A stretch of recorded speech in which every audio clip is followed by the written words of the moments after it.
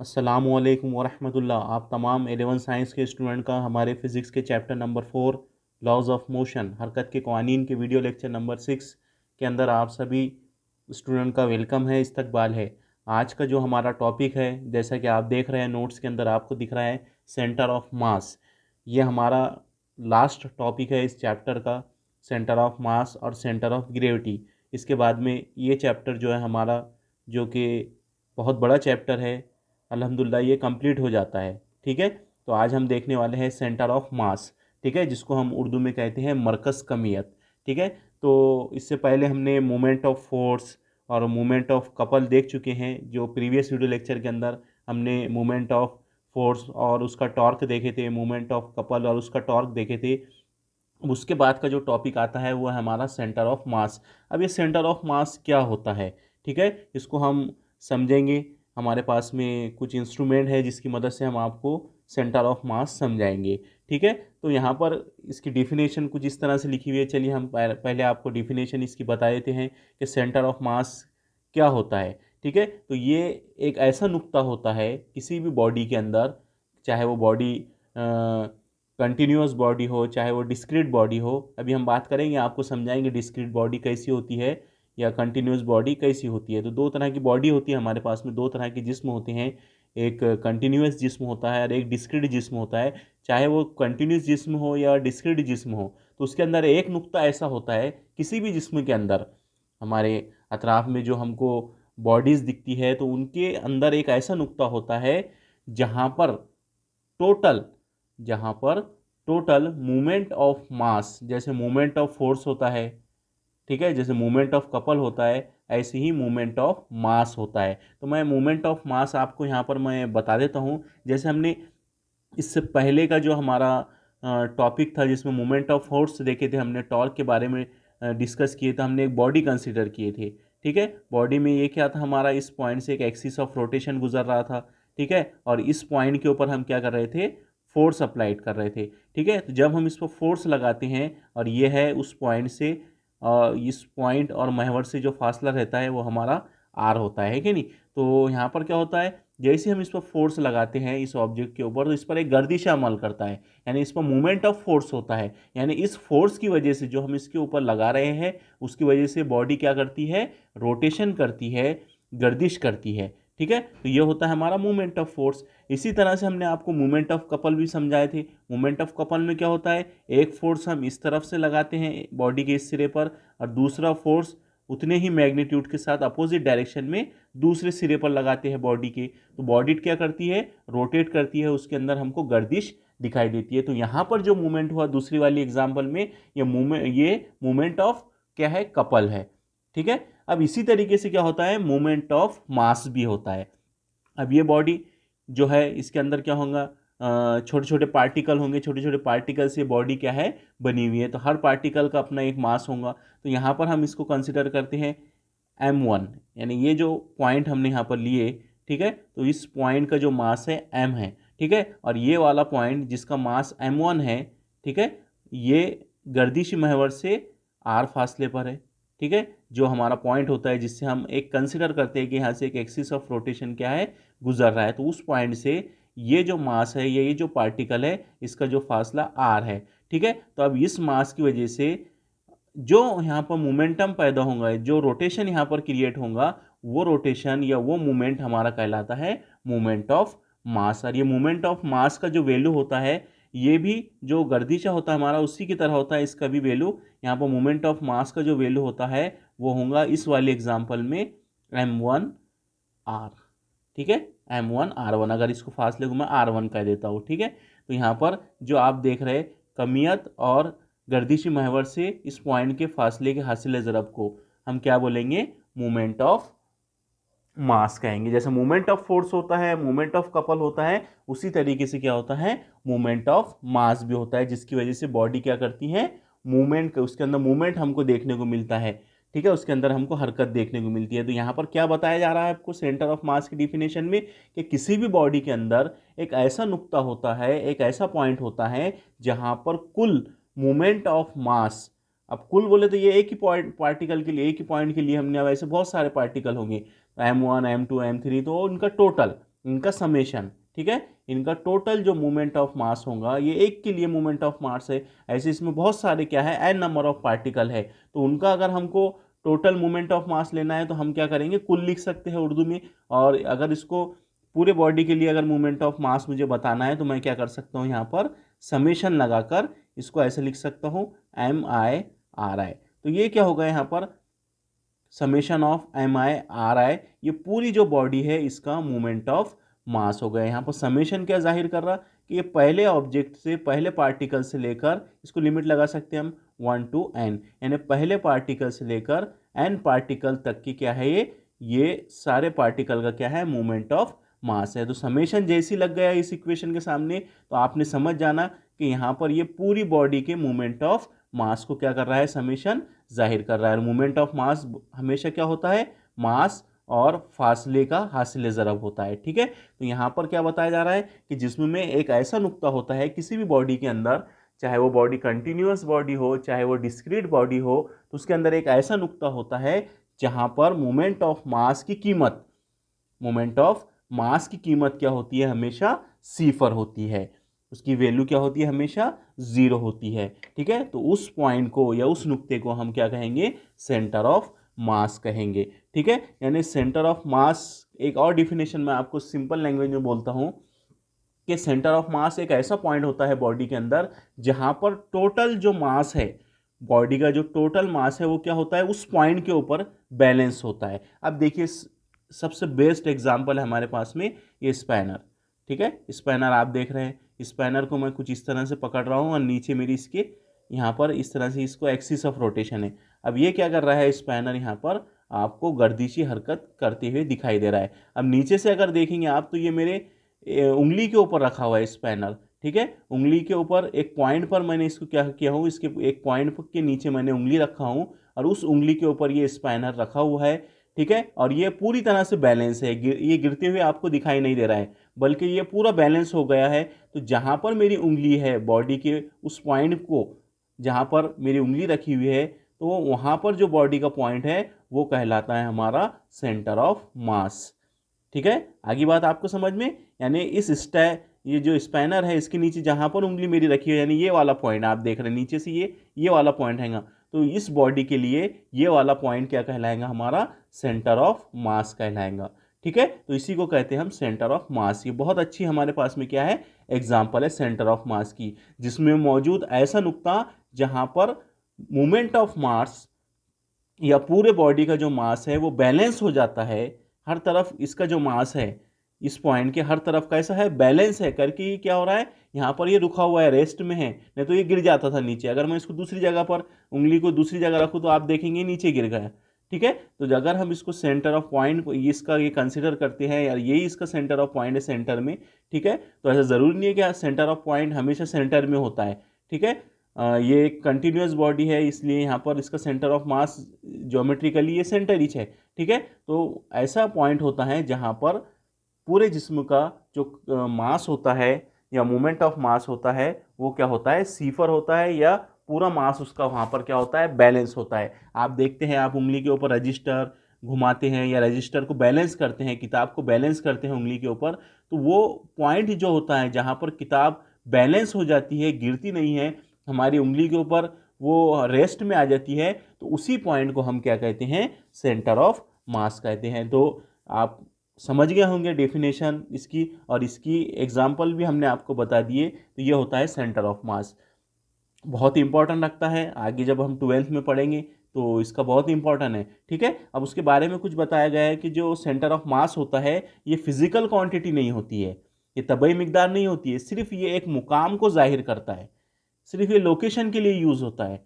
ये इसको मेजरेबल ही नहीं है, इसको मेज़र नहीं कर सकते हम सेंटर ऑफ मास को, ये सिर्फ एक क्या है, ये एक लोकेशन जाहिर करता है, ये एक फिजिकल क्वांटिटी नहीं होता है, ठीक है। आपको ये याद रखना है, ठीक है। अब सेंटर ऑफ मास हम दो बॉडी के लिए देखेंगे, उसके लिए हम फार्मूला देखेंगे कि जो मोमेंट ऑफ फोर्स होता है वो किस तरह से हमको ज़ीरो मिलता है, कब ज़ीरो मिलता है, ठीक है।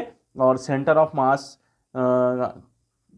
एक एग्जांपल लेकर हम देखेंगे कि सेंटर ऑफ मास किस तरह से उसकी हमको इक्वेशन मिलती है, ठीक है। तो यहाँ पर देखिए अगला जो टॉपिक है डेफिनेशन हमने बयान कर दिए, अब है mathematical understanding of centre of मास, यानी सेंटर ऑफ मास को हमको मैथमेटिकली क्या करना है, मैथ की मदद से, रियाजी की मदद से क्या करना है, उसको हमको समझना है। तो यहाँ पर हम दो बॉडी लेने वाले हैं।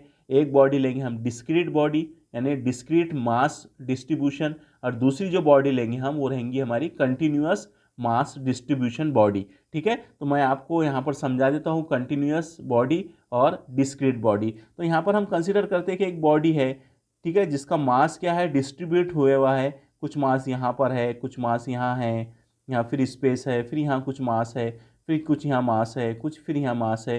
तो ये वाली ऐसी अगर कोई बॉडी है जिसका मास क्या है, पूरी तरह से डिस्ट्रीब्यूट हुआ हुआ है, ठीक है, पूरी तरह से डिस्क्रीट है, उसके अंदर छेद है, ठीक है, तो ऐसी बॉडी को जिसके अंदर मास अलग अलग जगह पर है, यहाँ पर कुछ मास है बॉडी का, यहाँ पर कुछ मास है, यहाँ पर कुछ मास है, यानी कंटिन्यूअस मास नहीं है।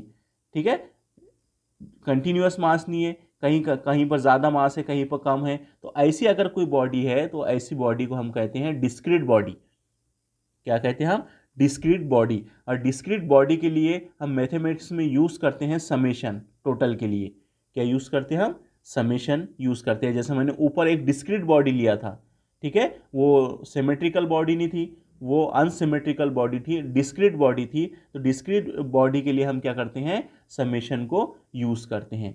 अगर आप दूसरी बॉडी लेते हैं हम कंटिन्यूअस बॉडी, तो कंटिन्यूअस बॉडी वो एक ऐसी बॉडी होती है जिसके अंदर जो मास होता है वो कंटिन्यूअसली डिस्ट्रीब्यूट होता है। जैसे यहाँ पर मास जो है वो कंटिन्यूअसली डिस्ट्रीब्यूट नहीं था, ठीक है, यहाँ पर कहीं ज़्यादा मास था, फिर कुछ स्पेस बाद में मास आया, फिर इधर मास है, फिर इधर मास है बॉडी के अंदर, फिर इधर मास है, यानी इसके अंदर जो मास का डिस्ट्रीब्यूशन हुआ है वो कंटिन्यूअस नहीं है, इसलिए ऐसी बॉडी को हम कहते हैं डिस्क्रीट बॉडी।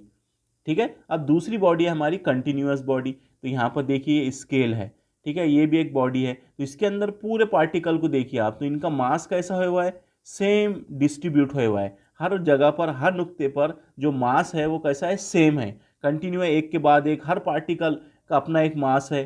ठीक है, तो ऐसी बॉडी को, ये हमारा मोबाइल फ़ोन है, ये पूरी किताब जो है रखी हुई है, ये जो हमारी नोट्स है, ये भी क्या है, कंटिन्यूअस बॉडी है। ठीक है, ये हमारा पेन ले लो, यहाँ से ये पेन देख रहे हैं आप, ये वाला हिस्सा, वाइट वाला हिस्सा, तो यहाँ पर देखिए आप जो मास है वो कंटिन्यूअसली क्या है, डिस्ट्रीब्यूट है। तो ऐसी बॉडी जो ज्योमेट्रिकल बॉडी होती है, जो ज्योमेट्रिकल बॉडी होती है, जो हम ज्योमेट्री में देखते हैं, ट्रायंगल फॉर्म में देखते हैं, सर्कल के फॉर्म में देखते हैं, कोन के फॉर्म में देखते हैं, ठीक है, शेल के फॉर्म में देखते हैं। तो ये सारी जो बॉडी होती है, ज्योमेट्रिकल बॉडी होती है, वो सारी की सारी कंटिन्यूअस बॉडी होती है। ठीक है, और जो बेतरतीब बॉडी होती है, बेशक्ल की होती है, इसमें मास डिस्ट्रीब्यूट हुआ होता है, तो ऐसी बॉडी को हम क्या कहते हैं, डिस्क्रीट बॉडी कहते हैं। तो अब हम डिस्क्रीट बॉडी के लिए सेंटर ऑफ मास देखेंगे, और उसके लिए क्या फार्मूला रहेगा सेंटर ऑफ मास का, और एक कंटिन्यूअस बॉडी लेंगे हम, और उसके लिए हम देखेंगे कि सेंटर ऑफ मास क्या होता है। ठीक है, तो यहाँ पर देखिए इसका एक्सप्लेनेशन हम सबसे पहले लेने वाले हैं डिस्क्रीट मास डिस्ट्रीब्यूशन, यानी हम ऐसी बॉडी लेने वाली है जिसका मास क्या हुआ है, तकसीम हुआ है पूरी तरह से, वो कंटिन्यूअसली मास डिस्ट्रीब्यूशन वहाँ पर नहीं हुआ है। ठीक है, यहाँ पर हम एक बॉडी कंसिडर करेंगे, उसके अंदर हमने क्या किए, पहला पॉइंट ये, हमने पहला पार्टिकल ये कंसिडर किए, उसका मास है m1। ठीक है, फिर हमने दूसरा पार्टिकल लिए नीचे, ठीक है, ये वाला, ये पॉइंट जो दिख रहा है आपको, इसका मास है m2। और ऐसे इसमें क्या है, बहुत सारे n नंबर ऑफ पार्टिकल है। एक बॉडी है जो डिस्क्रीट मास डिस्ट्रीब्यूशन है जिसके अंदर, ठीक है, बेतरतीब बॉडी है, उसके अंदर मास जो है वो बेतरतीब है, उनको अलग अलग जगह पर क्या है, कहीं पर ज़्यादा मास है, कहीं पर कम है। तो ऐसी हमने बॉडी कंसिडर करें, और उसके अंदर कितने पार्टिकल है, n नंबर ऑफ पार्टिकल है, उसमें लामहदूद तादाद क्या है, उसमें पार्टिकल है। तो यहाँ हमने समझने के लिए सिर्फ दो पार्टिकल हमने कंसिडर किए, ये वाला पार्टिकल उसका मास है m1, ये वाला पार्टिकल इसका मास है m2, और आखिरी वाला जो पार्टिकल है उसको हमने कंसिडर किए, ये वाला पॉइंट, और उसका जो मास है वो है mn। ठीक है, अब ये तीन पार्टिकल है, ठीक है, आप डायग्राम में बस यहाँ से शुरुआत करेंगे हम। अब तीन पार्टिकल हमने यहाँ पर, हालांकि नंबर ऑफ आयन पार्टिकल है m1 m2 m3 m4 m5, और आखिरी वाला जो है हमारा वो क्या है, mn है। ठीक है, उसका मास जो है आखिरी वाले पार्टिकल का वो क्या है, mn है। ऐसा यहाँ पर ये बॉडी लिया गया, ठीक है, जो कि डिस्क्रीट बॉडी है। ठीक है, अब हम क्या करेंगे, ये जो पॉइंट है, ये वाला पॉइंट, ये वाला पॉइंट और ये वाला पॉइंट, तो इसको हमको इसका पोजीशन बताना है, यानी हमको कोऑर्डिनेट हमको यूज़ करना पड़ेगा। हमने वेक्टर के अंदर पढ़े थे कि किसी भी ऑब्जेक्ट को उसके मुकाम को जाहिर करने के लिए, उसके पोजीशन को जाहिर करने के लिए हम क्या करते हैं, कोऑर्डिनेट सिस्टम क्या करते हैं, यूज़ करते हैं। यानी हम एक्स वाई और जेड एक्सिस क्या करते हैं, लेते हैं। तो यहाँ देखिए हमने ये कोऑर्डिनेट सिस्टम है जो रेड पेन से आपको दिखाई दे रहा है करके, मैंने इसको रेड पेन से बनाया हूँ। तो यहाँ आपको दिख रहा है इसमें एक्स महवर, वाई महवर और जेड महवर, इसको बोलते हैं हम कोऑर्डिनेट सिस्टम। इसको यूज़ करने वाले हैं हम इन पॉइंट की पोजीशन को बताने के लिए, ठीक है, पोजीशन वेक्टर के लिए, मुकामी सिमतिये को बताने के लिए हम क्या करेंगे, उस बॉडी के अंदर ये कोऑर्डिनेट सिस्टम को हम लेके चले जाएंगे। तो चलिए हमने उसको लेके चले गए, और अब इसके मबदा जो है, इसका जो ओरिजिन है, हमने बताया कि जो पहला पार्टिकल है उसका जो पोजीशन वेक्टर है वो क्या है, R1 है। जो दूसरा पार्टिकल है उसका पोजीशन वेक्टर ओरिजिन से मबदे से क्या है, R2 है। तीसरा आखिरी वाला जो पार्टिकल है हमारा, ठीक है, उसका जो पोजीशन वेक्टर है वो हो Rn है। इस तरह से हमने क्या किए, यहाँ पर कोऑर्डिनेट सिस्टम क्या किए, यूज़ किए, ठीक है। अब ये हो गई हमारी बॉडी, हमने यहाँ पर पोजीशन वेक्टर भी बता दिए तीनों पॉइंट का, हालांकि 3 पॉइंट नहीं, n पॉइंट है, इधर लिख कर दिया आपको उर्दू में, ठीक है। तो यहाँ पर हमने पोजीशन वेक्टर इनके बता दिए तीनों पॉइंट के, पहले का R1, दूसरे का R2, तीसरे का R3 रहेगा, चौथे का R4, इतने नहीं बनाने की ज़रूरत है यहाँ पर। और आखिरी वाला जो है उसका जो पोजीशन वेक्टर है वो Rn है। अब हम क्या करते हैं, इस बॉडी के अंदर एक पॉइंट कंसिडर करते हैं, पॉइंट P, ठीक है। तो पॉइंट P जो है हम ऐसा कंसिडर करके चलते हैं कि पॉइंट P क्या है, इस बॉडी का सेंटर ऑफ मास है। क्या है पॉइंट P, इस बॉडी का सेंटर ऑफ मास है। तो अब सेंटर ऑफ मास अगर P है तो उसके लिए भी हमको क्या करना पड़ेगा, उसके लिए भी हमको यहाँ पर एक पोजीशन वेक्टर क्या करना पड़ेगा, ड्राउ करना पड़ेगा। तो सेंटर ऑफ मास के लिए जो पोजीशन वेक्टर रहेगा ओरिजिन से मबदे से, वो क्या है, हमारा R है। अब यहाँ पर देख रहे हैं आप, ये पॉइंट के पास मैंने लिखा हुआ x1 y1 z1, तो यहाँ पर ये जाहिर कर रहा है x y z कि ये जो पॉइंट है ये x एक्सिस के भी रिस्पेक्ट में है, ये y एक्सिस के भी रिस्पेक्ट में है, और ये z एक्सिस के भी रिस्पेक्ट में है, ठीक है। आपको पता है आप कि x और y एक्सिस इस प्लेन में होंगे, मुस्तवी में होंगे, और z जो एक्सिस रहेगा वो इस मुस्तवी पर, ये पेज की मुस्तवी पर इस तरह से क्या है, हमारा z महवर है। तो यहाँ पर कोई एक पॉइंट है, अगर ये वाला पॉइंट अगर पहला पॉइंट है तो ये एक्स एक्सिस के भी रिस्पेक्ट में आ रहा है। अगर ये ऐसा इसका पोजीशन अगर हम निकाल रहे हैं, या उसका मोमेंट ऑफ मास अगर निकाल रहे हैं, तो उसको एक्स एक्सिस के भी रिस्पेक्ट में है, वो वाई एक्सिस के भी रिस्पेक्ट में है, और वो जेड एक्सिस के भी क्या है, रिस्पेक्ट में है, ठीक है। तो यहाँ पर देखिए आप, हम जनरली ये वाले एक्सिस को वाई एक्सिस लेते हैं, कौन सा एक्सिस लेते हैं हम, इसको वाई, और इसको हम एक्स एक्सिस लेते हैं। तो आपने ऐसा हम इसको बना सकते हैं। तो यहाँ पर क्या होता है, जो भी पार्टिकल है ये तीनों एक्सिस के क्या है, रिस्पेक्ट में अगर है, तो हम ऐसा एक्स वाई जेड ऐसा लिख सकते हैं कि जो भी पॉइंट है बॉडी के अंदर के, वो उनका ताल्लुक एक्स एक्सिस से भी है, उनका ताल्लुक वाई एक्सिस से भी है, और जेड एक्सिस से भी है, ठीक है। तो ऐसा हमने यहाँ पर क्या किए, कंसिडर किए। तो ये हो गया डायग्राम। अब वही डायग्राम के बारे में लिखा के दिए गए आपको कि फर्ज कीजिए कि कोई जिस्म डिस्क्रीट बॉडी है, बेतरतीब बॉडी है, उसका मास डिस्ट्रीब्यूट हुआ है, डिस्क्रीट बेतरतीब मास डिस्ट्रीब्यूट हुआ है, एन ज़र्रात पर मुश्तमिल है, यानी उसके अंदर जो पार्टिकल है वो कितने हैं, एन पार्टिकल है, जिसमें मौजूद पार्टिकल की मासेस यानी कमियत बिलतरतीब M1 M2 और लास्ट वाले की Mn है, और मबदा ओ से उनका फासला, या उसको हम पोजीशन वेक्टर कहते हैं, वो R1 R2 और आखिरी वाले का Rn है। फर्ज कीजिए कि जिस्म का मरकज़ कमियत centre of mass point P है, और तब मबदा ओ से मुकामी सिमतिया पोजीशन वेक्टर क्या रहेगा, P के लिए R है। ऐसे जो शक्ल में है वो आपको यहाँ पर हमने बताए, लिख कर दिए, ठीक है। तो अब देखिए, अब जो हमारा पॉइंट P है तो उसका जो पोजीशन वेक्टर है वो R है, ठीक है। जो हमारा सेंटर ऑफ मास है, CM बोले थे यहाँ, सेंटर ऑफ मास। तो जो सेंटर ऑफ मास है, मरकज़ कमियत है नुक्ता P के लिए मुकामी सिमतिया हमारा क्या है, R, जो कि दर्जा झैल होता है। R इज इक्वल टू होता है समेशन ऑफ MI RI। तो MI और RI आपको हमने समझा दिए थे पहले कि कमियत और फासला, जो हमारा ओरिजिन से फासला है R, इन दोनों का जो हासिल ज़रब होता है वो कहलाता है मोमेंट ऑफ मास। अभी हमने जब डिफिनेशन समझा आपको सेंटर ऑफ मास की, कि जिसमें मौजूद वो नुक्ता जहाँ पर टोटल मोमेंट ऑफ मास क्या होता है, ज़ीरो होता है, उसको हम सेंटर ऑफ मास कहते हैं। तो यहाँ पर समेशन ऑफ MI RI, जो अभी हमने एग्जाम्पल लिए, जो बॉडी लिए, वहाँ पर हमने क्या किए, पूरे बॉडी का हमने क्या कर दिए, मोमेंट ऑफ मास यहाँ पर ले लिए। समेशन पूरे बॉडी के लिए यूज़ हो रहा। अब डिस्क्रीट बॉडी है इसलिए मैंने आपको बता दिया क्या यूज़ होगा, समेशन यूज़ होगा फार्मूले में, ठीक है। यहाँ देख रहे हैं आप summation of M I R I. अब यहाँ पर m की वैल्यू i जो है वो इंटीजर है। अगर पहले पार्टिकल के लिए देखेंगे मोमेंट ऑफ मास तो क्या होगा m1r1, दूसरे पार्टिकल के लिए देखेंगे तो होगा m2r2, तीसरे पार्टिकल के लिए देखेंगे तो होगा m3r3, और आखिरी वाले पार्टिकल के लिए n के लिए देखेंगे तो होगा mnrn।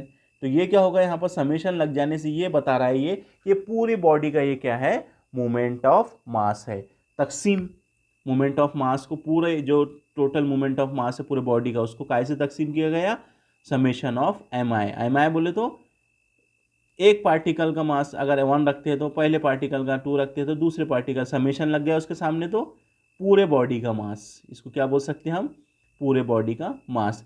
तो ये इक्वेशन इस तरह से हो जाएंगी, summation of M I R I, और समेशन ऑफ एम आई बोले तो कुल मास है, कुल मास की जगह पर हम क्या लिख सकते हैं, टोटल एम लिख सकते हैं, ठीक है। यहाँ पर समेशन ना लिखते हुए मुझे यहाँ पर कैपिटल एम लिखना चाहिए था, ठीक है। क्या लिखना चाहिए था वहाँ पर, मैं उसको कल चेंज कर दूंगा नोट्स को, ठीक है। यहाँ पर हमको क्या चाहिए, क्योंकि समेशन ऑफ एम आई बोले तो क्या है, टोटल है, कैपिटल एम है, यानी पूरी बॉडी का मास क्या रहेगा यहाँ पर, कैपिटल एम रहेगा। तो हम इसको कल चेंज कर देंगे, ठीक है। तो यहाँ हो जाएगा हमारा कैपिटल एम, ठीक है। मैं इसको यहाँ पर थोड़ा सा ऐसा बता देता आपको, यहाँ क्या आना चाहिए, कैपिटल एम आना चाहिए तकसीम में, क्योंकि कैपिटल एम क्या है, समेशन ऑफ एम है, पूरे जिस्म की कमियत क्या है, कैपिटल एम है।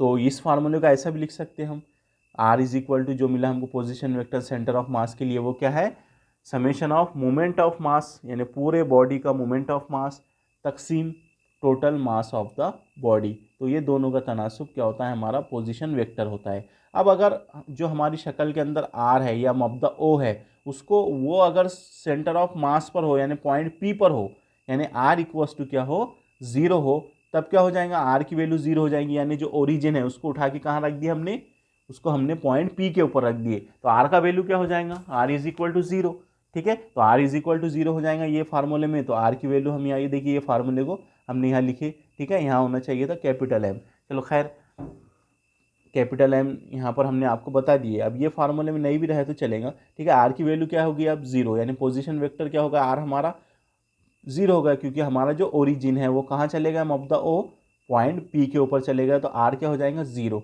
अब 0 हो गया तो ये तकसीम वाला इधर जाएगा तो ये भी 0 हो जाएगा। तो summation of M I R i यानी moment of mass is equal to क्या मिला हमको, 0। तो अब पॉइंट P क्या होगा हमारा, पॉइंट P होगा हमारा सेंटर ऑफ मास, क्योंकि सेंटर ऑफ मास पर जो मोमेंट ऑफ मास होता है, सेंटर ऑफ, ये देखिए यहाँ पर आप, ये तकसीम में था इधर चले गया तो मोमेंट ऑफ मास का वैल्यू क्या मिल गया, 0। यानी मोमेंट ऑफ मास अगर 0 मिल गया तो वो पॉइंट क्या है, फिर पॉइंट P हमारे बॉडी के अंदर सेंटर ऑफ मास है, ठीक है। हमने यही तो तारीफ में बयान की कि जिसमें मौजूद वो नुक्ता जहाँ पर टोटल, ये देखिए समेशन लगा हुआ है, टोटल मोमेंट ऑफ मास क्या होता है, 0 होता है, तो उस नुक्ते को हम सेंटर ऑफ मास कहते हैं, ठीक है। तो ये हो गया हमारा डिस्क्रीट बॉडी के लिए। अब सेम इसी तरीके से सेम हम किसके लिए निकालेंगे, कंटिन्यूअस बॉडी के लिए हम मोमेंट ऑफ मास या सेंटर ऑफ मास देखने वाले हैं, ठीक है। तो यहाँ पर देखिए अब ये जो फार्मूला था, ये वाला फार्मूला, ये जो हमारे पास में ऊपर मिला, ठीक है, ये जनरल फार्मूला है हमारे पास में कि जो सेंटर ऑफ मास के लिए जो पोजीशन वेक्टर होता है उसकी वैल्यू क्या होती है, summation of M I R I upon capital M, ठीक है। अब यहाँ पर हमारे पास में 3 एक्सिस है, एक्स एक्सिस है, एक्स कोऑर्डिनेट है, वाई कोऑर्डिनेट है और जेड कोऑर्डिनेट है। अगर सेंटर ऑफ मास P पर ना होते हुए, ये यहाँ ना होते हुए P पर, ये इस पॉइंट पर ना होते हुए अगर एक्स एक्सिस पर होता था, तब हमारे लिए सेंटर ऑफ मास का ज़ाब्ता क्या रहेगा। अगर ये सेंटर ऑफ मास हमारा वाई एक्सिस पर होता था, तब हमारे पास में क्या फार्मूला बन सकता था सेंटर ऑफ मास का। अगर ये पॉइंट P अगर जेड एक्सिस पर होता था, तब हमारे पास में क्या फार्मूला बनता था सेंटर ऑफ मास का। तो ये देखिए यहाँ पर आप देखेंगे तो हम यहाँ पहले ले रहे हैं x coordinate of the centre of मास, यानी एक्स महवर के अतराफ सेंटर ऑफ मास क्या रहेगा। यहाँ पर आपको क्या करना है, आर की जगह पर एक्स लिख देना है, पोजीशन वेक्टर क्या लेंगे हम, एक्स महवर पर एक्स, तो वहाँ आर था, ठीक है, शक्ल में हमारे। अब हम एक्स एक्सिस पर देख रहे हैं हमारा जो सेंटर ऑफ मास है, जो हमारा सेंटर ऑफ मास है वो कहाँ पर है, एक्स महवर पर है, इसलिए पोजीशन वेक्टर क्या रहेगा हमारा एक्स, ठीक है। सिमती के लिए यूज़ करते हैं हम पोजीशन वेक्टर को मुकाम जाहिर करने के लिए। यूनिट वेक्टर क्या रहेगा हमारा, पोजीशन वेक्टर हमारा वहाँ पर एक्स रहेगा, ठीक है। तो एक्स इज इक्वल टू क्या होगा, फार्मूले के मुताबिक समेशन ऑफ एम आई, वहाँ पर क्या था आर आई, ठीक है नी, यहाँ पर क्या आ जाएगा X I upon summation of M I, same formula ऊपर की तरह, ठीक है। यहाँ पर क्या आ गया, सिर्फ आर आई की जगह पर एक्स आ गया क्योंकि एक्स एक्सिस पर देख रहे हैं हम, ठीक है।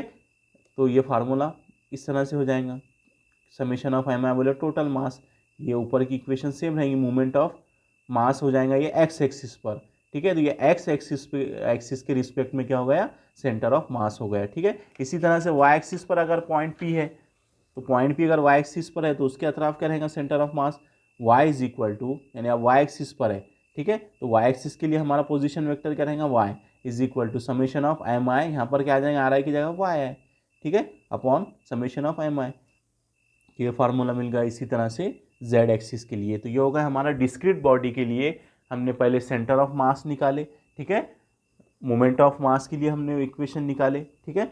और अब हम देखने वाले हैं कंटिन्यूअस बॉडी, जैसा मैंने आपको स्केल बताया, पेन बताया, तो ये बॉडी कैसी होती है, कंटिन्यूअस बॉडी होती है, यानी इसके अंदर जो मास होता है वो कंटिन्यूअसली क्या होता है, डिस्ट्रीब्यूट होता है। जैसे ये बुक देख रहे हैं आप, तो इसके अंदर जो मास है इसका हर पॉइंट पर वो कैसा हुआ है, सेम सिमेट्रिकल क्या है, वो डिस्ट्रीब्यूट हुआ है, कंटिन्यूअसली पूरा मास इसका डिस्ट्रीब्यूट हुआ है। तो ऐसी बॉडी को हम बोलेंगे कंटिन्यूअस बॉडी, ठीक है।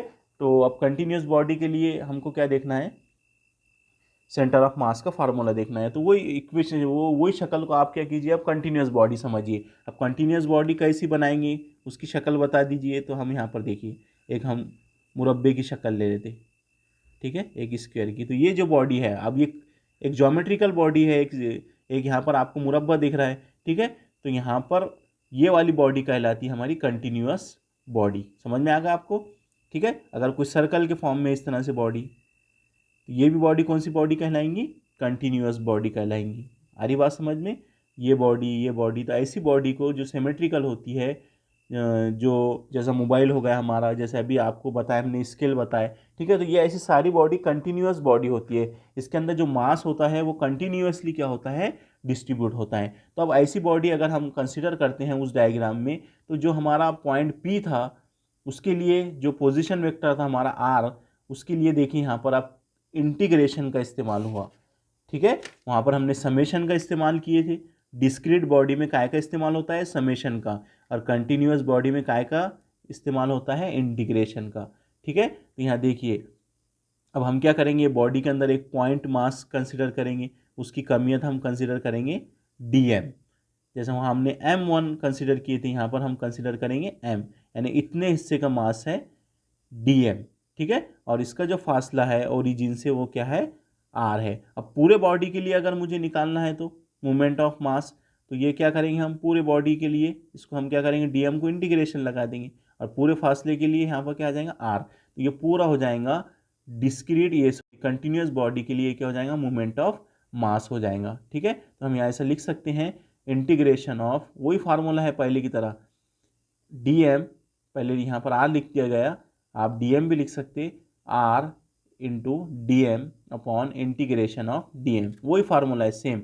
क्या फार्मूला था इससे पहले, डिस्क्रीट बॉडी के लिए मैं लिख देता हूँ यहाँ पर, summation of M I R I upon summation of M i, ये फार्मूला था डिस्क्रीट बॉडी के लिए। अब कंटिन्यूअस अगर बॉडी है तो यहाँ पर समेशन की जगह क्या करना है आपको, बस आपको इंटीग्रेशन का इस्तेमाल करना है। तो ये इंटीग्रेशन और समेशन, जो इसका जो कंसेप्ट है वो हमारे कैलकुलस के अंदर था, लेकिन इस साल 25% के अंदर उसको निकाल दिया गया था, इसलिए हमारा ये टॉपिक रह चुका था इंटीग्रेशन और समेशन वाला, ठीक है।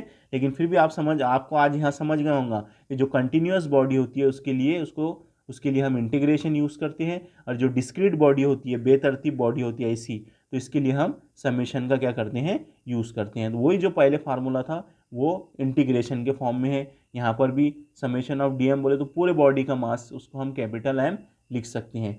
तो ये जो फार्मूला देख रहे हैं आप पोजीशन वेक्टर का सेंटर ऑफ मास के, ये कंटिन्यूअस बॉडी के लिए है, इसके अंदर सिर्फ इंटीग्रेशन आया, वहाँ पर समेशन था, यहाँ पर इंटीग्रेशन है, बाकी कोई चेंज नहीं है इसके अंदर, ठीक है। अब उसी तरीके से एक्स वाई जेड एक्सिस के रिस्पेक्ट में फार्मूले कैसे बनेंगे, तो देखिए यहाँ पर एक्स एक्सिस के रिस्पेक्ट में position vector integration of X D M upon integration D M, ये एक्स एक्सिस के लिए हो गया। यहाँ समेशन की जगह क्या आ गया, सिर्फ इंटीग्रेशन, यहाँ भी इंटीग्रेशन, यहाँ भी इंटीग्रेशन, ठीक है। तो ये हो गया हमारा कंटिन्यूअस अगर कोई बॉडी है तो उसके लिए सेंटर ऑफ मास का जो पोजीशन वेक्टर होता है वो क्या होता है, एक्स एक्सिस के रिस्पेक्ट में, वाई एक्सिस के रिस्पेक्ट में और जेड एक्सिस के रिस्पेक्ट में। अब अगला जो टॉपिक है वो देखिए ड्रॉ टेबल। ये आपको टेक्स्ट बुक में दिया हुआ है, मैंने नोट्स में उसको नहीं लिखा हुआ, मैं आपको इसकी फ़ोटो नोट्स में दे दूंगा, ठीक है। तो आपको कोऑर्डिनेट दिए हुए हैं, पॉइंट दिए हुए हैं, ठीक है, और coordinate of the centre of mass for some symmetrical object, यानी आपको सिमेट्रिकल ऑब्जेक्ट दिए हुए हैं और उनका सेंटर ऑफ मास बताया हुआ है। तो देखिए यहाँ पर सिमेट्रिकल बॉडी कैसी होती है, सिमेट्रिकल ऑब्जेक्ट कैसे होते हैं। अब हम यहाँ पर इसको देख लेंगे थोड़ा सा, ठीक है। यहाँ पर आप देख रहे हैं सिमेट्रिकल बॉडी आपको हम बता रहे हैं, ठीक है। देखिए ये है सिमेट्रिकल बॉडी, जो जितनी भी बॉडी दिख रही है आपको, जो ज्योमेट्रिकल बॉडी होती है, देखिए ये सारी जो हम ज्योमेट्री में पढ़ते हैं वही डायग्राम बताएगी, वही बॉडी है। तो ऐसी अगर कोई बॉडी है, ज्योमेट्रिकल जो बॉडी होती है, ज्योमेट्री के अंदर जो शक्लें होती है, उसी को हम सिमेट्रिकल बॉडी कहते हैं, सिमेट्रिक ऑब्जेक्ट कहते हैं। तो सिमेट्रिक ऑब्जेक्ट का सेंटर ऑफ मास कहाँ होता है, तो आपको पता है ज्योमेट्री के अंदर जो ज्योमेट्री के अंदर हमारे जो मरकज़े होते हैं या जो सेंटर होता है ज्योमेट्री के अंदर शक्लों का, वही क्या होता है, सेंटर ऑफ मास होता है, ठीक है। तो इसके अंदर हमको कोई प्रॉब्लम नहीं आती है। सिमेट्रिकल ऑब्जेक्ट के अंदर जो ज्योमेट्रिकल जो सेंटर होते हैं वही क्या होते हैं, सेंटर ऑफ मास होते हैं। तो चलिए यहाँ पर पहले देखिए, यहाँ पर एक ऑब्जेक्ट है, ये इधर एक पॉइंट है, इधर का जो मास है वो m1 है, इधर का जो मास है वो m2 है, ठीक है। तो यहाँ पर देख रहे हैं आप, यहाँ मास ज़्यादा है, इसको थोड़ा डार्क करके बड़ा करके बताया गया, और यहाँ पर मास क्या है, कम है। तो जाहिर सी बात है इसका जो सेंटर ऑफ मास होगा, अगर ये स्केल को मैं इस तरह से अगर सेंटर से अगर पकड़ता हूँ या ऐसा, ये इसका सेंटर ऑफ मास हो गया। अब आप कंसिडर करो कि इधर वाले हिस्से में अगर मास बढ़ा दिया जाए तो सेंटर ऑफ मास की यहाँ रहेगा कि ये तो इधर झुक जाएंगी इस तरह से स्केल, मेरे हाथ को उंगली को मुझे उधर लेके जाना पड़ेगा जिधर मास ज़्यादा हो। तो यहाँ पर जिधर मास ज़्यादा रहेगा तो देखिए आप सेंटर ऑफ जो इसका सेंटर ऑफ मास है वो इस तरफ आ जाएगा, दोनों के सेंटर में नहीं रहेगा। क्यों नहीं रहेगा, क्योंकि इधर मास ज़्यादा है, इधर मास कम है, तो सेंटर ऑफ मास सेंटर यहाँ नहीं आएगा सेंटर में दोनों की, ठीक है। तो ये मास का जो पॉइंट है यानी सेंटर ऑफ मास क्या होगा, इधर शिफ्ट होगा, जिधर मास ज़्यादा रहता सेंटर ऑफ मास उधर शिफ्ट होता है, ये याद रखिए आप। यहाँ पर यही बताया गया कि जो सेंटर ऑफ मास होता है हमारा, वो जिधर मास ज़्यादा होता है वो उसकी तरफ क्या होता है, शिफ्ट होता है, ठीक है। तो ये इधर जाते जाएंगे, जैसे हम इधर मास बढ़ाते जाएंगे सेंटर ऑफ मास इधर जाते जाएंगे, ये पॉइंट जो है सेंटर ऑफ मास वो इधर जाते जाएगा। यानी हम ऐसा कह सकते हैं कि जो मास और इनके दरमियान का जो फासला है, यहाँ पर देख रहे हैं आप एक्स फासला है, x1 है, ये x2 है। तो यहाँ पर जो मास होता है वो हमेशा सेंटर ऑफ मास से उस मास के फासले के साथ क्या होता है, माकूस तनासुब में होता है। जितना मास बढ़ेगा इधर उतना आर क्या होते जाएगा, कम होते जाएगा, ठीक है। ऐसा यहाँ पर बताया गया है, पहला पॉइंट, ठीक है। दूसरा देखिए बहुत इंपॉर्टेंट पॉइंट है, एनी ज्योमेट्रिकल सिमेट्रिक ऑब्जेक्ट, यानी जो भी ज्योमेट्रिकल बॉडी होती है, ऑब्जेक्ट ऑफ यूनिफॉर्म डेंसिटी, एक जैसे डेंसिटी में होती है, तब क्या होता है उनके लिए centre of mass at A geometrical centre of the object. मैंने अभी आपको बताया कि ज्योमेट्रिकल बॉडी में जो भी सेंटर होता है वही क्या होता है, हमारा सेंटर ऑफ मास होता है। फिर उसके बाद में आइसो स्केल्स ट्रैंगुलर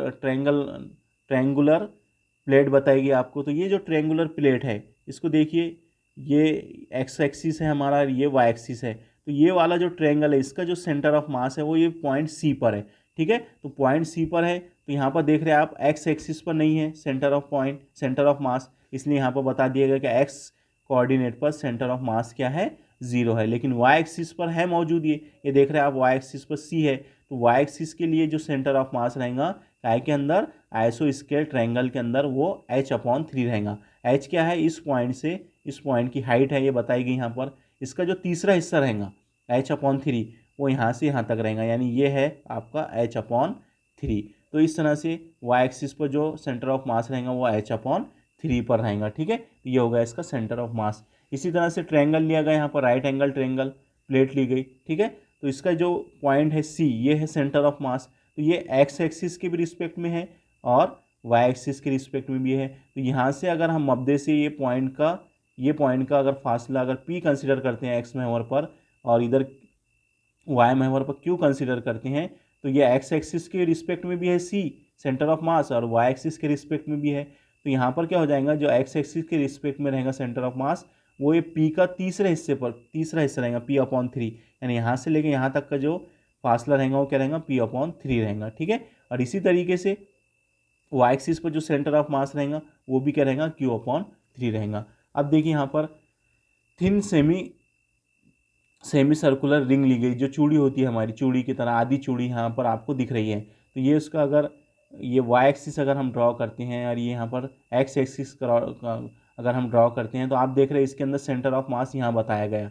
ठीक है, तो ये सेंटर ऑफ मास है। ठीक है, तो एक्स एक्सिस पर तो है ही नहीं, ये पॉइंट सी हमारा एक्स एक्सिस पर है क्या, नहीं है, इसलिए एक्स एक्सिस पर वैल्यू क्या आ जाएंगी, जीरो।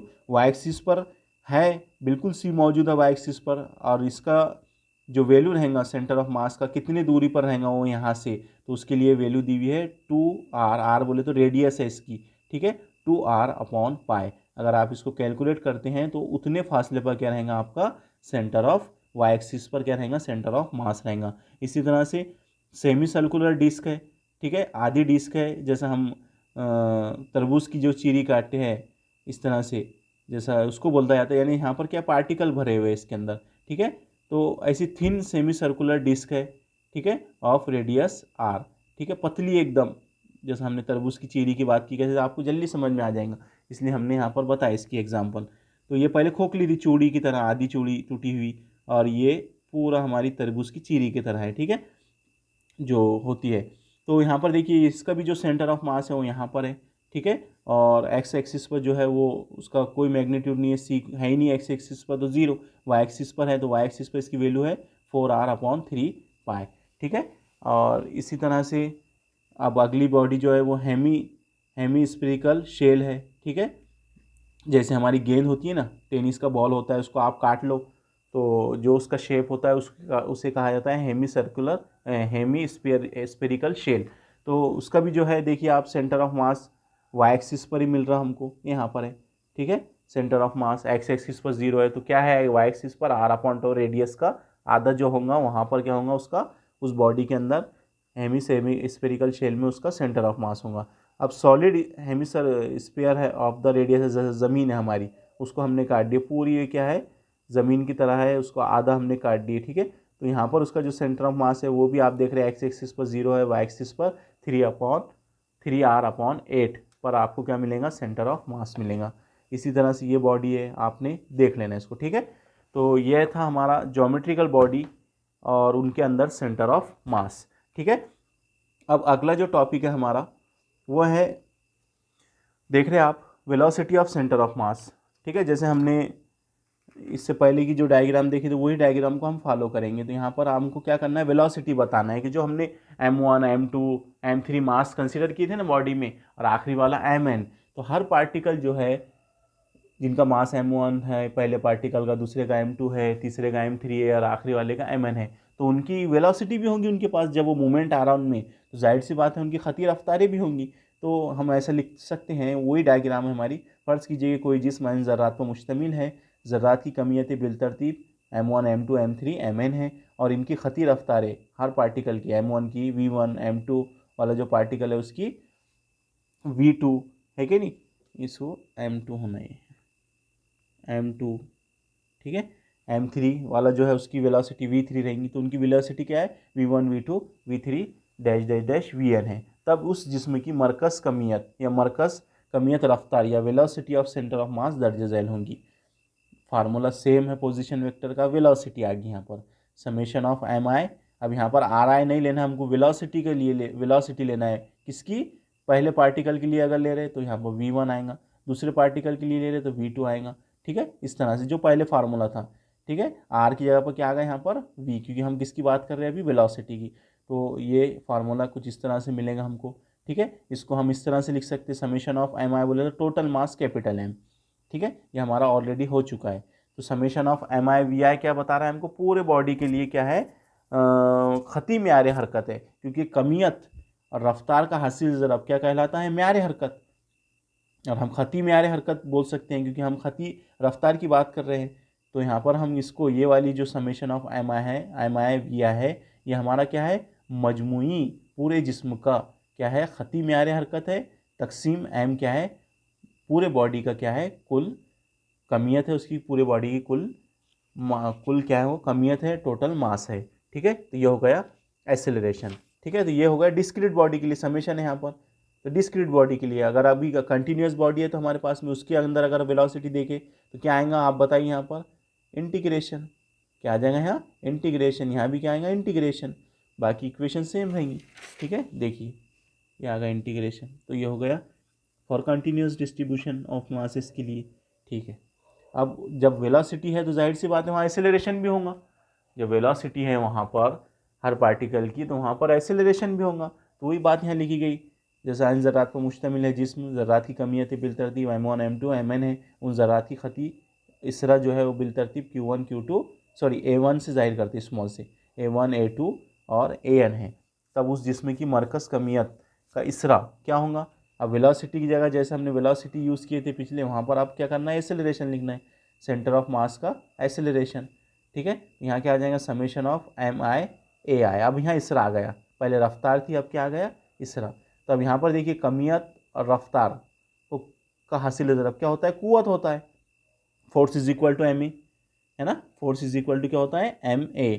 यहाँ पर समेशन लग गया, यानी पूरी बॉडी के ऊपर अमल करने वाली नेट फोर्स, मजमूई कुव्वत, समेशन ऑफ MI बोले तो कुल मास। ऐसा हम लिख सकते कि जो असरा होता है सेंटर ऑफ मास का वो बराबर होता है net force upon total mass. ठीक है, अब कंटिन्यूस बॉडी अगर है तो वहाँ पर क्या करना है, समेशन की जगह पर इंटीग्रेशन लगा देना है।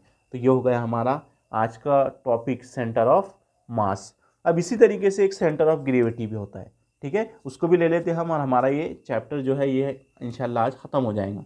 ठीक है, तो सेंटर ऑफ मास हो गया, सेंटर ऑफ ग्रेविटी। अब यही हम यहाँ पर स्पैनर लेते हैं, तो यहाँ देख रहे हैं अब ये स्पैनर इस तरह से रोटेट कर रहा है। ठीक है, मेरी उंगली के ऊपर रखा हुआ है एक पॉइंट पर, इसके ऊपर मेरी पॉइंट के नीचे मेरी उंगली है। अब वो पॉइंट क्या था, सेंटर ऑफ मास था। तो इस बॉडी के लिए सेंटर ऑफ ग्रेविटी भी वही पॉइंट रहेगा ये वाली कंडीशन में।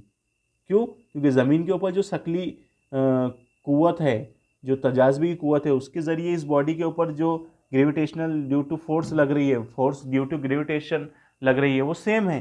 ठीक है, इसलिए ऐसी ज़मीन के ऊपर अगर हम देखते हैं, ज़मीन के ऊपर कोई ऑब्जेक्ट है या हमारे पास में कोई कंटिन्यूस ऑब्जेक्ट है, तो जो उसका सेंटर ऑफ मास होता है वही उसका क्या होता है, सेंटर ऑफ ग्रेविटी होती है। ये भी एक पॉइंट होता है बॉडी के अंदर, ये भी कोई फिजिकल क्वांटिटी नहीं होती है, ये भी क्या होता है, एक नुक्ता होता है। चलो हम इसको जल्दी से ले लेते हैं, जिसमें मौजूद वो नुक्ता जहाँ पर तजाज़बी की कुव्वत के सबब अमल करने वाला गर्दिशा, ठीक है, सीफर होता है, उस नुक्ते को हम क्या कहते हैं, सेंटर ऑफ मास कहते हैं। जैसे सेंटर ऑफ मोमेंट ऑफ मास लिए हमने, तो ऐसा मोमेंट ऑफ ग्रेविटी भी है। अगर उस नुक्ते पर मोमेंट ऑफ ग्रेविटी अगर सीफर हो जाती है, या उसके ज़रिए जो गर्दिशा अमल करता बॉडी पर वो सीफर हो जाता है, किसकी वजह से गर्दिशा अमल कर रहा, ज़मीन की तजाज़बे की कुव्वत की वजह से ये बॉडी लिया था मैंने। ठीक है, तो ज़मीन की ग्रेविटी इस पॉइंट पर भी अमल कर रही, इस हिस्से पर भी अमल कर रही, और इस हिस्से पर भी अमल कर रही। तो ग्रेविटेशनल फोर्स सब तरफ इस बॉडी के एक जैसी अमल कर रही ज़मीन के ज़रिए। ठीक है, और यहाँ पर जो नेट जो पॉइंट है इसका सेंटर में, इसके ऊपर जो गर्दिशा है, इस ऑब्जेक्ट का जो गर्दिशा है वो क्या हो गया, ज़ीरो हो गया। तो ऐसे पॉइंट को हम बोलेंगे सेंटर ऑफ ग्रेविटी। और एक और आसान इसकी डिफिनेशन बनाया हमने कि जिसमें मौजूद नुक्ता, वो नुक्ता जहाँ पर जिस्म पर अमल करने वाली तजाज़बे की कुव्वत बैलेंस होती है, उस नुक्ते को हम क्या कहते हैं, सेंटर ऑफ ग्रेविटी कहते हैं। जिसमें मौजूद वो नुक्ता जहाँ पर तजाज़बे की कुव्वत अमल करने वाली, तजाज़बे के ज़रिए, ये ज़मीन की तजाज़बे की कुव्वत के ज़रिए अमल करने वाली फोर्स यहाँ पर बैलेंस हो जाती है अगर इस नुक्ते पर, तो उस नुक्ते को हम क्या कहेंगे, सेंटर ऑफ ग्रेविटी कहेंगे। ठीक है, अगर ग्रेविटेशनल फोर्स अलग अलग है, यूनिफॉर्म नहीं है, नॉन यूनिफॉर्म है, कहीं पर ज़्यादा ग्रेविटेशनल फोर्स है, कहीं पर कम ग्रेविटेशनल फोर्स है, तो ये वाला जो सेंटर है, जो सेंटर ऑफ मास है अभी हमारा, वो कभी भी हमारा सेंटर ऑफ मास नहीं रहेगा, वो सेंटर ऑफ ग्रेविटी नहीं रहेगा। आ रही बात समझ में, यहाँ पर ग्रेविटेशनल फोर्स एक जैसी अमल कर रही। ठीक है, देखिए यहाँ पर देखिए एग्जाम्पल बताए थे हम आपको कि कोई ऑब्जेक्ट है इस तरह से, तो इस पर जो ग्रेविटेशनल फोर्स अमल कर रही ज़मीन के ज़रिए, वो यूनिफॉर्म है, एक जैसी क्या कर रही है, सेंटर ग्रेविटेशनल फोर्स अमल कर रही है। तो इसका क्या हो सकता है, इस पॉइंट पर जो सेंटर ऑफ मास है वही इसका क्या हो सकता है, सेंटर ऑफ ग्रेविटी हो सकता है। लेकिन अब ऐसी जगह चले गए हम कि इस हिस्से में क्या हो रहा है, ज़्यादा ग्रेविटेशनल फोर्स अमल कर रही है और इस हिस्से में कम ग्रेविटेशनल फोर्स अमल कर रही है। तो जाहिर सी बात है अब इधर ज़्यादा फोर्स अमल कर रही, तो ये वाली जो प्लेट है ये इस तरफ झुकेंगी। ठीक है, तो हम क्या कर सकते हैं, अब इधर हमको कहाँ मिलेगा सेंटर ऑफ ग्रेविटी, जिधर मास ज़्यादा, जिधर फोर्स ज़्यादा उधर सेंटर ऑफ ग्रेविटी मिलेगा। तो ये वाला जो दूसरा पॉइंट है, अब ये पॉइंट हमारा क्या रहेगा, सेंटर ऑफ ग्रेविटी रहेगा। ठीक है, तो सेंटर ऑफ मास और सेंटर ऑफ ग्रेविटी अलग अलग हो सकते हैं, मुख्तलिफ मुकामात पर हो सकते हैं। कब, जब जाज़बे की क़ुव्वत नॉन यूनिफॉर्म हो। ठीक है, नॉन गैर यकसा हो, तब क्या हो सकता है, सेंटर ऑफ मास और सेंटर ऑफ ग्रेविटी चेंज हो सकते हैं। तो यहाँ पर देखिए लिखा के दिया आपको कि जो सिमेट्रिकल बॉडी होती है, स्केल, मोबाइल, हमारा जो ज्योमेट्रिकल बॉडी होती है, सिमेट्रिकल बॉडी यानी ज्योमेट्रिकल बॉडी जो होती है हमारी, उसके लिए सेंटर ऑफ मास और सेंटर ऑफ ग्रेविटी यकसा होते हैं। ठीक है, यानी ये वाली एग्जांपल के अंदर सेंटर ऑफ मास और सेंटर ऑफ ग्रेविटी क्या है, सेम है। ये जो सेंटर में है यही सेंटर ऑफ मास है और यही सेंटर ऑफ ग्रेविटी है, क्योंकि यहाँ पर जो ग्रेविटेशनल फोर्स इस बॉडी पर एक्ट कर रही है वो सेम है। ठीक है, यूनिफॉर्म है, इसलिए इसका सेंटर ऑफ मास और सेंटर ऑफ ग्रेविटी सेम रहेगा। इसी तरह से अगर अनसिमेट्रिकल बॉडी है तो वहाँ पर सेंटर ऑफ मास और सेंटर ऑफ ग्रेविटी क्या होता है, मुख्तलिफ होता है। अब सेंटर ऑफ ग्रेविटी कैसे पता करते हैं, तो दो बॉडी लिए, हम एक बॉडी लिए हमने, यहाँ पर डिस्क्रीट बॉडी है देखिए। अब इसमें हमने एक यहाँ पर होल किए और इसको हमने क्या किए, एक मजबूत सहारे से लटका दिए। इस होल में कुछ तार या होल करके हमने यहाँ पर बोल्ट की मदद से, नट बोल्ट की मदद से हमने इसको लटकाया यहाँ पर। ठीक है, अब जब ये बॉडी यहाँ पर लटकेंगी इस तरह से इस पर, ये तार के ऊपर, तो ये रुक जाएंगी कुछ देर के बाद में। तो यहाँ पर हम देखेंगे कि जहाँ पर ये बॉडी रुकी इस पॉइंट पर, इस तरह से बॉडी रुक गई यहाँ पर, तो हम क्या करेंगे, यहाँ से इस तरह से लाइन ऑफ प्लम, क्या करेंगे, इसको लाइन ऑफ प्लम कहा जाता है। तो लाइन ऑफ प्लम खींच लेंगे, ये रेस्ट में है इस तरह से। अब ये वाले पॉइंट पर हम क्या करेंगे, बॉडी को इधर फिक्स करेंगे। तो देखिए अब ये वाले पॉइंट पर नहीं करे हमने, इस ये वाले पॉइंट पर करे थे, तो यहाँ लाइन ऑफ प्लम आ गई हमारी ये वाली। ठीक है, अब बॉडी को इस पॉइंट पर क्या किया हमने, यहाँ पर फिक्स किए, लटका दिए इस पॉइंट पर। तो इसका लाइन ऑफ प्लम किधर आएगा, इस तरफ आएगा। तो देखिए ये लाइन ऑफ प्लम पहले वाले पॉइंट का और ये वाले पॉइंट का लाइन ऑफ प्लम एक दूसरे को इस पॉइंट पर क्या कर रहे हैं, कितना कर रहे हैं। तो ये वाला पॉइंट कहलाएगा हमारा सेंटर ऑफ ग्रेविटी और सेंटर ऑफ मास। ठीक है, तो अगर कोई डिस्क्रीट बॉडी है, इस तरह से बेतरतीब बॉडी है, तो इस तरीके से क्या किया जाता है, सेंटर ऑफ ग्रेविटी निकाला जाता है। और जो सिमेट्रिकल बॉडी होती है तो वो ज्योमेट्रिकल जो उनके सेंटर होते हैं वही क्या होती है, उनकी सेंटर ऑफ मास और सेंटर ऑफ ग्रेविटी होती है। तो आज हमारा जो चैप्टर है, chapter number 4 laws of motion, यहाँ पर अल्हम्दुलिल्लाह कंप्लीट होता है। अगले वीडियो लेक्चर में इंशाल्लाह हम नया चैप्टर ग्रेविटेशन शुरू करेंगे। खुदा हाफिज़, थैंक्स।